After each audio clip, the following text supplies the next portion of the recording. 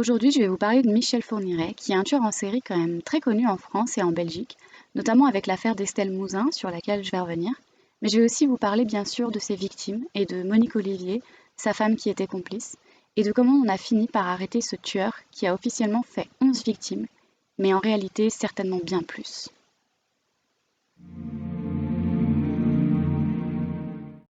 Michel Fourniret est né le 4 avril 1942 à Sedan, dans les Ardennes. Il est le dernier d'une fratrie de 3 enfants, d'une famille plutôt modeste. Son père est métallurgiste ajusteur et sa mère travaillait dans une filature. On ne sait pas grand-chose de son enfance, si ce n'est ce qu'il en dit. Il semble que le contexte familial était assez difficile. Sa mère était plutôt tyrannique et il l'accuse même d'inceste. Son père est alcoolique et il est souvent absent. Le couple se porte plutôt mal et ils finissent par divorcer quand Fourniret a 12 ans, ce qui va beaucoup le perturber. Il a un grand frère, André, et une grande sœur, Huguette, de qui il est vraiment très proche. Mais il parle d'une scène qui l'a profondément choqué avec sa sœur. Il n'avait pas de toilette en fait et il l'a vue un jour déféquer dans un seau. Et il dira que pour lui, cette image de la femme était vraiment dégradante et pas à la hauteur de l'image de la Sainte Vierge. Ça dénote déjà un peu l'état d'esprit du personnage. Les camarades de classe de Fourniret, ils le décrivent comme plutôt fourbe et voleur, mais quand même assez intelligent. À l'école, il est moqué à cause de son allure chétive, il est tout petit, tout maigre, mais bon, il travaille très bien. Cependant, ils ont beaucoup de difficultés financières et il ne pourra pas faire ce qu'il veut, donc il se tourne vers un CAP de fraiseur et il est embauché dans une usine où le patron le prend sous son aile et lui apprend beaucoup de choses. Et puis il part à 19 ans à Paris, dans une fabrique de pièces de véhicules. Et puis selon ses dires ensuite, il part en Algérie pour servir dans les commandos de l'air pendant 2 ans. À son retour, il rencontre une infirmière, Annette, en allant rendre visite à sa mère qui est malade dans un hôpital. Et il se marie donc avec Annette en 1963 à 22 ans. Ils achètent une maison à Flowing, que je ne sais pas prononcer, à la frontière belge.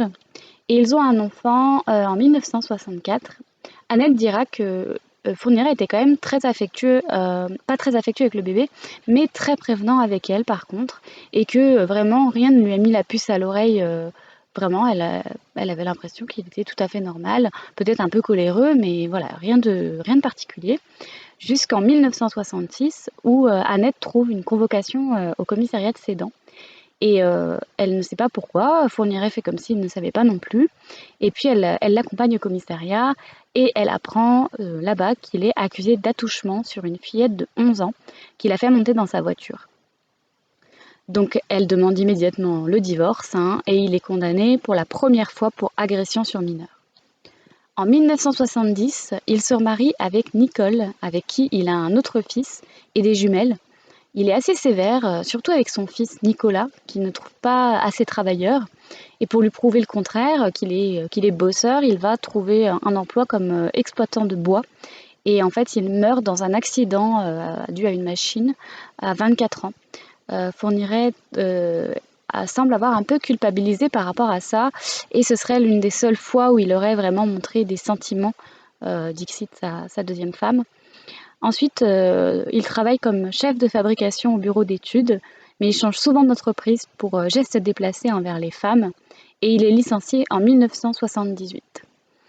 Il s'installe donc ensuite à son compte comme artisan constructeur. Au début des années 80, sous prétexte d'aller voir des clients, il part sur la route et en fin de compte, ce qu'il fait vraiment, c'est qu'il observe des jeunes filles et puis il arrive parfois à les faire monter dans sa voiture sous la menace. Il les agresse et puis il les relâche et il rentre chez lui l'air de rien le soir. Sa femme ne se doute pas du tout de ce qu'il fait la journée. Elle pense vraiment qu'il va travailler. Et en 1982, il agresse notamment Daïna, qui a 14 ans. Elle rentrait de chez une amie vers 22 heures et Fourniret attendait sur le parking et il enlève la jeune fille quand elle passe. Il lui raconte qu'il est en fuite, qu'il la prend en otage mais qu'il ne lui fera rien. Et puis il lui parle de sa vie, il lui dit qu'il a appris que sa femme n'était pas vierge lors de leur première nuit et que depuis il recherche la virginité. Il la viole, puis il s'excuse et il la ramène chez elle. Elle n'a jamais osé parler, Elle a été profondément traumatisée forcément par cette horreur et elle a fait 3 tentatives de suicide. Après une autre agression en 1984, Fourniret est attrapé et il avoue 15 agressions sexuelles sur mineurs en région parisienne. Il est condamné à 7 ans de prison qu'il purge à la prison de Fleury-Mérogis. Sa seconde épouse demande le divorce. Le 22 octobre 1987, Fourniret est libéré pour conduite exemplaire après 3 ans seulement de prison grâce aux remises de peine. Il part habiter dans l'Yonne, à Saint-Cyr-les-Colons, chez une certaine Monique Olivier, une femme avec qui il a correspondu en prison grâce à une petite annonce dans le magazine Le Pèlerin, dans laquelle il écrit « Prisonnier aimerait correspondre avec personne de tout âge pour oublier solitude ». Monique Olivier est séparée de son mari, elle a 2 garçons dont elle a perdu la garde, et ils établissent tous les deux une sorte de contrat où Fourniret doit tuer son ex-mari, et en échange, elle doit l'aider à trouver et prendre des jeunes vierges. Elle aura avec Fourniret un fils le 9 septembre 1988, Selim Fourniret, qui a d'ailleurs changé de nom depuis, et ils se marient le 28 juillet 1989. Monique Olivier sera une complice active de Fourniret. Elle passait au départ pour une pauvre femme un peu bête qui a suivi par peur, mais il s'avère qu'elle a un QI de 130, donc largement au-dessus de la moyenne, qui est de 119 à peu près, et elle choisissait parfois elle-même les jeunes filles.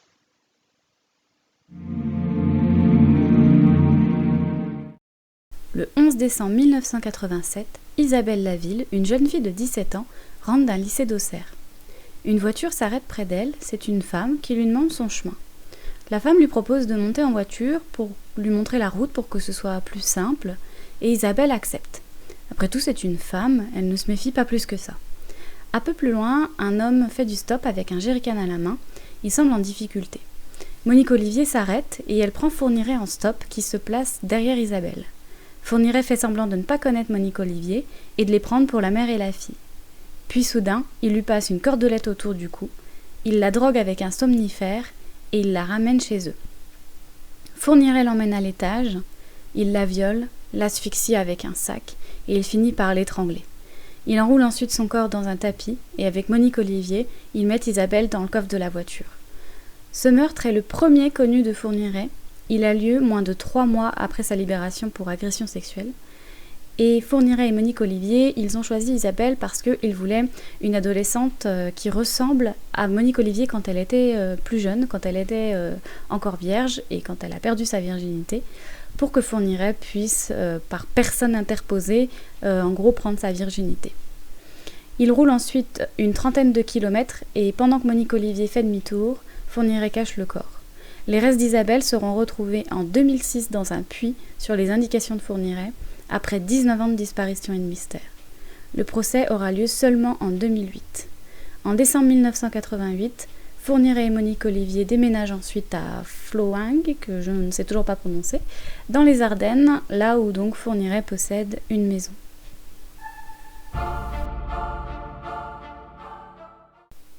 En 1988, Farida Hamish, compagne de Jean-Pierre Elgouarch, un ancien compagnon de cellule de Fourniret, contacte ce dernier pour lui demander de l'aide avec un gros pactole à la clé. Il faut aller chercher dans un cimetière du Val d'Oise 80 kilos d'or et les transférer dans un appartement à Vitry-sur-Seine. La provenance de ce trésor n'est pas certaine, mais il est très probable qu'elle provienne d'un braquage du gang des Postiches, qui était un gang de braqueurs qui ont fait de nombreux casses. Pierre Elgouarch en a certainement entendu parler en prison et il a dit à Farida de demander l'aide de Fourniret pour récupérer ce trésor. Fourniret et Farida, ils font donc le transfert du pactole dans l'appartement de Farida. Elle lui donne sa part, mais Fourniret, il dit qu'il n'a jamais reçu sa part et que c'est pour ça qu'il avait décidé de se venger. Monique et Olivier et Fourniret donnent donc rendez-vous un jour à Farida. Il lui demande de venir chercher des armes cachées dans une vieille ferme et en fait il lui tend un piège, il l'emmène dans une carrière de Clairefontaine où il l'étrangle. Fourniret est à présent riche après la revente des lingots à Bruxelles et il s'achète un manoir isolé dans la forêt, le château de Sautou dans les Ardennes et un studio à Sedan.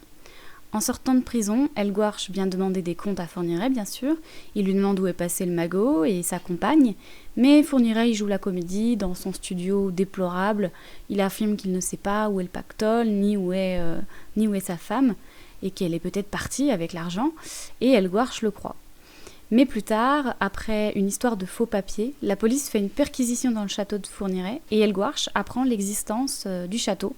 Il va au château et il essaie de lui tirer dessus, mais il le manque. Et Fourniret revend donc vite le château en 91 pour fuir et il déménage en Belgique, à Sarcustine, avec Monique Olivier. Le corps n'a jamais été retrouvé.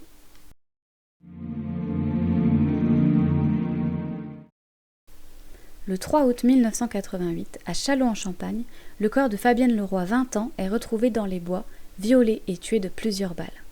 Sur le parking du supermarché, Monique Olivier, enceinte, avait abordé Fabienne, qui venait de sortir du travail, pour lui demander de l'aide, pour la guider chez le médecin. Fabienne ne s'est pas méfiée, c'est une femme enceinte qui plus est, et qui a besoin d'aide pour aller chez le médecin, et Fourniret était avec elle dans la voiture. Et elle décide de monter avec eux pour leur montrer la route du médecin. Ils vont finalement se garer dans un endroit isolé, et Fourniret lui demande si elle est vierge. Elle dit non. Il la viole, puis il lui fait croire qu'il va la relâcher. Il lui bande les yeux, il lui dit de se mettre à genoux, et finalement, il tire. Plus d'1 an plus tard, le 20 décembre 1989, Elisabeth Brichet, 12 ans, disparaît en Belgique près de Namur. Michel Fourniret et Monique Olivier ont repéré la jeune fille qui rentrait chez une amie. Ils ont attendu qu'elle ressorte et ils l'ont directement kidnappée. Ils l'ont emmenée chez eux et là aussi, ils l'ont attirée dans la voiture en lui demandant de les guider chez un médecin pour leur bébé malade. Son corps a été retrouvé en 2004 seulement sur les indications de Fourniret sur donc son ancienne propriété de l'époque, le château de Sautou. Et d'autres encore, beaucoup d'autres jeunes filles ont été attirées de cette façon. Le fils de Fourniret d'ailleurs, Selim Fourniret, se sent très coupable d'avoir servi d'appât. Je reviendrai là-dessus et je vous mets aussi des informations dans la barre.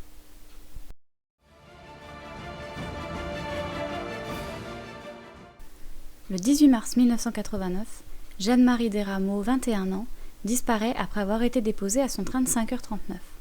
Son cadavre sera retrouvé seulement 15 ans plus tard sur les indications de Fourniret sur sa propriété de l'époque. Fourniret l'avait rencontrée dans un train qui faisait Paris-Charleville-Mézières avec Monique Olivier. Ils ont discuté avec elle en se faisant passer pour des croyants puisqu'elle était hébergée dans un couvent. Elle avait parlé de sa rencontre à une amie qui lui a dit de se méfier, mais Jeanne-Marie était une femme assez candide, qui paraissait d'ailleurs plus jeune que son âge. Elle disait qu'il y avait une femme dont elle avait confiance. Il faut dire qu'ils ont tout fait pour la mettre en confiance. Un jour, ils sont venus la voir à la sortie des cours, ils avaient leur bébé de 6 mois, et ils sont allés se promener avec elle. Comment est-ce qu'elle aurait pu imaginer ce qui allait arriver et quelles étaient les personnes qu'elle venait de rencontrer? Il y a eu aussi le meurtre de Johanna Parish, une Anglaise de 20 ans, qui a été retrouvée morte le 17 mai 1990 par un pêcheur dans une rivière de Lyon, et on découvrira que c'est Fourniret seulement en 2005. Et il le reconnaît en 2018. Il y a aussi Natacha Danet, 13 ans, en 1990, retrouvée sur une plage de Vendée. Et ironie, Fourniret et Olivier l'ont kidnappée à la sortie d'une audience du tribunal. Ils l'ont repérée comme souvent sur le parking d'un supermarché. Un autre homme, Jean Groix, un voisin vétérinaire, sera accusé du meurtre et il se suicidera en prison. Bon, l'histoire est un petit peu plus complexe, je vous laisse des sources en barre d'infos. Il y a aussi Céline Saison, 18 ans, en mai 2000, à Charleville-Mézières, qui sortait de son bac blanc de philo. Fourniret l'aborde en lui demandant, comme toujours, son chemin. Elle monte dans la voiture pour l'aider et le piège se referme, comme toujours. En rentrant chez lui, Fourniret y déballe le sac à dos de Céline sur la table du salon. Monique Olivier, elle regarde avec lui le contenu du sac. Il regarde les photos de voyage scolaire de Céline aux États-Unis. Elle écoute le récit de sa partie de chasse. Et Fourniret avoue ce meurtre en 2004. Et puis, il y a Manania Tumong, désolée pour la prononciation, 13 ans, en mai 2001 à Sedan, qu'il a avoué aussi en 2004. Il l'avait repéré plusieurs semaines auparavant. Il a insisté et elle a fini par monter dans la voiture. Et enfin, révélé récemment, même si beaucoup s'en doutaient, Estelle Mouzin.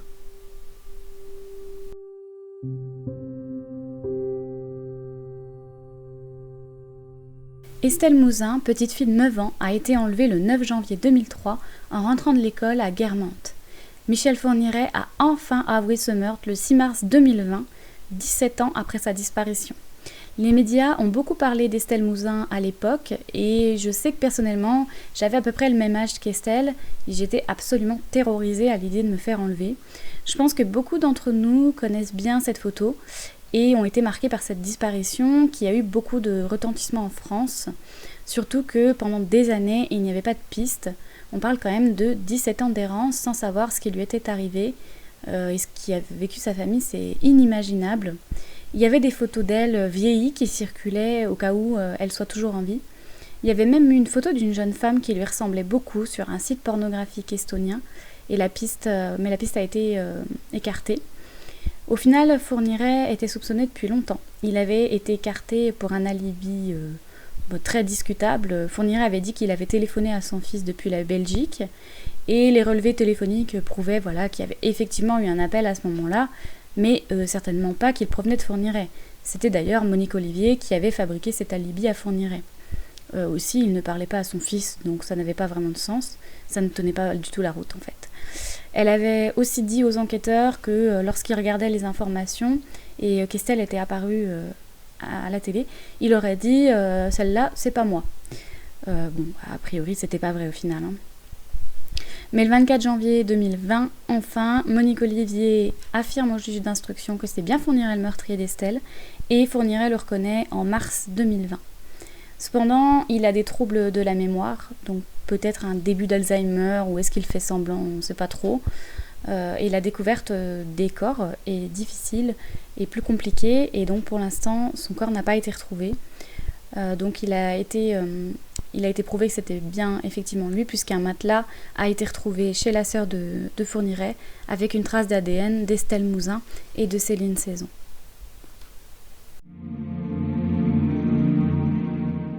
Il y a encore des meurtres non élucidés. Monique Olivier a parlé du meurtre d'une fille au père de 16 ans à leur domicile en 1993, mais son identité n'a pas été retrouvée ni son corps. Fourniret a avoué le meurtre d'un représentant de commerce sur une aire d'autoroute dans les années 80 afin de lui voler son portefeuille, mais en fait cet homme a survécu et son identité a été découverte en 2004. Il y a aussi une période creuse pendant laquelle il n'y a pas de meurtre connu, entre 90 et 2000, qui questionne forcément sachant qu'il a tué 7 filles en 4 ans. Il y a donc fort à parier que de nombreuses victimes n'ont pas encore été associées à ce tueur. Fourniret a aujourd'hui 78 ans et il est emprisonné à la prison de Ensisheim, encore une fois la prononciation douteuse, tout comme donc les très médiatiques Francis Holm et Guy Georges.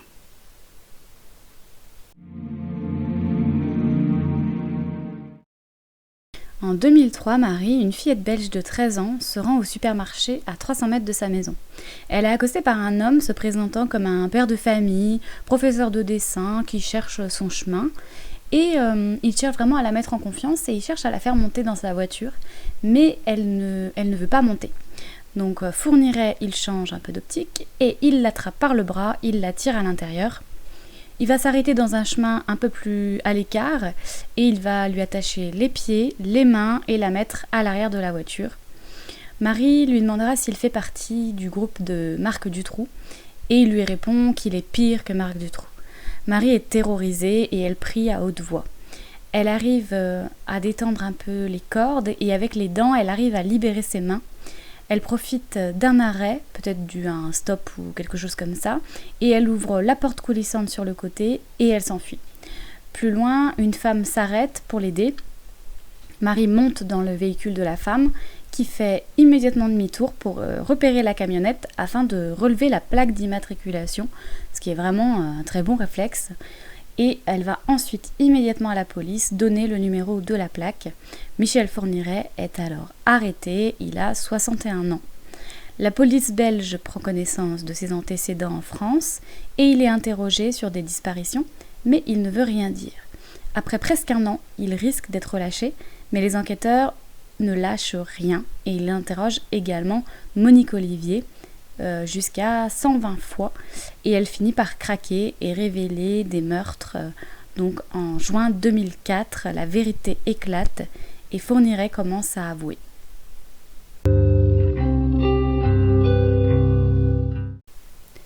Fourniret a donc eu un fils de son premier mariage, un fils et des jumelles de son second mariage, et un fils avec Monique Olivier. Être l'enfant d'un tueur en série, c'est certainement assez difficile psychologiquement, et en 2006, une fille de Fourniret, Marie-Hélène, une des jumelles nées du second mariage de ce dernier, se suicide. Elle avait entamé des démarches de changement de nom, mais ça prenait vraiment beaucoup de temps, et elle vivait très mal le fait d'être la fille de Fourniret. Elle avait écrit à l'écrivain Roger Mauduit, qui avait écrit sur Fourniret, pour lui dire que son père était bien pire que ce qu'il écrivait et qu'il avait été bien trop gentil avec lui. Il y a peut-être d'autres raisons à ce suicide, mais c'était quelque chose qui était très difficile pour elle. De plus, son frère Nicolas est décédé jeune d'un accident du travail. Fourniret d'ailleurs semblait à ce moment-là, pour la première fois, manifester une émotion lorsqu'il a appris la mort de son fils. Selim Fourniret est le fils de Monique Olivier et Michel Fourniret. C'est donc le seul enfant qu'ils ont eu ensemble. Il a 13 ans quand sa mère est arrêtée, à son tour, une fois que Michel Fourniret a été arrêté. Et il est chez lui, il y restera seul pendant une semaine avec sa chienne, en regardant les informations donc sur ses parents. C'est d'ailleurs là qu'il apprend toute l'histoire. Il est oublié de tous, il découvre l'impensable sur ses parents, et à ce moment-là, il pense à se suicider. Donc une semaine après, ce n'est pas les gendarmes ou les services sociaux qui arrivent, c'est son oncle qui finit par aller le chercher, mais il lui dit tout de suite qu'il ne s'occupera pas de lui, parce que pour lui, c'est le fils de Michel Fourniret, il risque d'être comme son père, et heureusement pour lui, une autre personne vient pour lui, c'est le fils de Monique Olivier, qu'elle a eu de son premier mariage. Il arrive et il décide de prendre Selim sous son aile, chez son père, donc chez l'ex-mari de Monique Olivier, que Fourniret devait d'ailleurs abattre. Et Selim a témoigné dans un livre, Le fils de l'ogre, du journaliste Olipori Santoro. Il a refait sa vie dans le sud en changeant de nom, il ne voulait plus en entendre parler, mais en 2014, son père lui a écrit une lettre, et Selim, après beaucoup d'hésitation et de questionnement, il décide d'aller le voir en 2016 à la prison. Il ne le reconnaît pas tout de suite parce qu'il reste très loin de tout le battage médiatique autour de Michel Fourniret. Et Selim a réussi à le faire parler et même à avouer des détails sur des meurtres. Selim lui a exprimé son dégoût et l'a fait pleurer. Il s'est complètement libéré pendant cet entretien. Et je vous mets une vidéo qui raconte la rencontre en barre d'infos. Il dit que dans la vie courante, c'était un père assez autoritaire, pas très complice avec lui, mais qu'ils avaient une vie normale. Par contre, il était très complice avec sa mère, et c'est pour ça qu'il a d'autant plus énormément de colère envers elle. Une fiction est prévue sur l'affaire Fourniret, ce qui met beaucoup en colère Selim. Je vous laisse ses propos en barre d'infos, comme toujours. Et voilà, ce sera tout pour cette vidéo. Vous pouvez m'indiquer en commentaire si vous souhaitez voir une vidéo sur un sujet en particulier et me donner votre avis sur cette affaire. Et je vous dis à bientôt pour une prochaine vidéo.